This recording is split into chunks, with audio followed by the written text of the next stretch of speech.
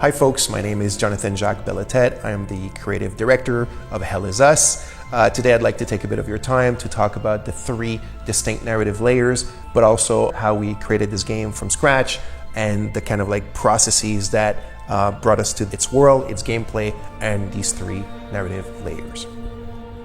So for Hell Is Us, I took a bit of time to figure out what I wanted these kind of high-level directives to be. And they're a mixed bag of things that had always been dear to me and also stuff that I kind of knew that the team also wanted to try and work with. So I came up with about 5 or 6 and I proposed them to the team and we all agreed and we went ahead with them.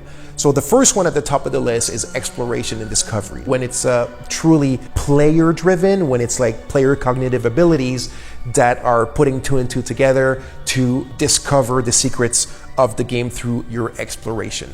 So the second one is pretty much I guess the main theme of the game. It's human emotions and passions, and specifically how they relate to human conflicts, all the horrors and the atrocities and the bloodshed that we can bring upon one another. The third one is the Civil War, and as you can see, this relates right away to the second one about the passions and the emotion. The fourth directive was the combat system of the game had to be a third-person melee combat with melee weapons.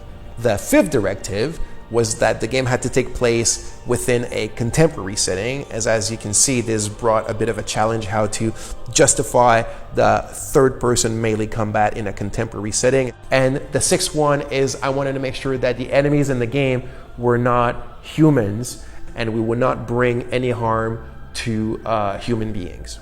So now that we had our set of directives, we were ready to really sit down and create the game, and then we created the story, and this brought us the 3 distinct narrative layers that we have in the game. The first narrative layers is the Civil War. It's the main backdrop of the game. It's caused by ethnic divides, religious divides, cultural divides, political divides, and also historical divides. The second narrative layer is about the calamity. So the calamity is a bit of a kind of like metaphysical phenomenon that's taking place in the country, and the hero and the player, as they enter the game world, obviously they're aware that there's a civil war, but the hero doesn't know that there's also the calamity, and really rapidly he will come face to face with it. So why is it here?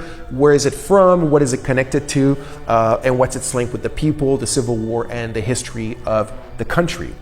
The third narrative layer is the family. So this is something that's really dear to me, and mostly when we look at it through the lens of conflicts, war, civil war, and whatnot, because families are often one of the first victims of conflicts, especially children as well. But our hero was actually born in the hermit state, but his parents smuggled him out when he was 5 years old. He's always wanted to come back because he's got questions, right? He wants to know, who they are, why did they abandon him, and also who is he, because he's missing that part of himself that your parents kind of provide you.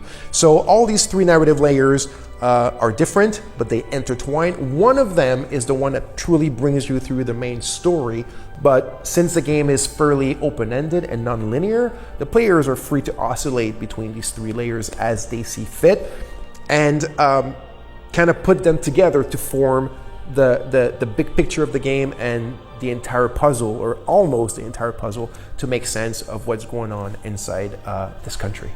So in the near future, we'll talk a lot more about these things and a lot more details. This was it for now. I hope you enjoyed. Thank you for watching, and see you soon.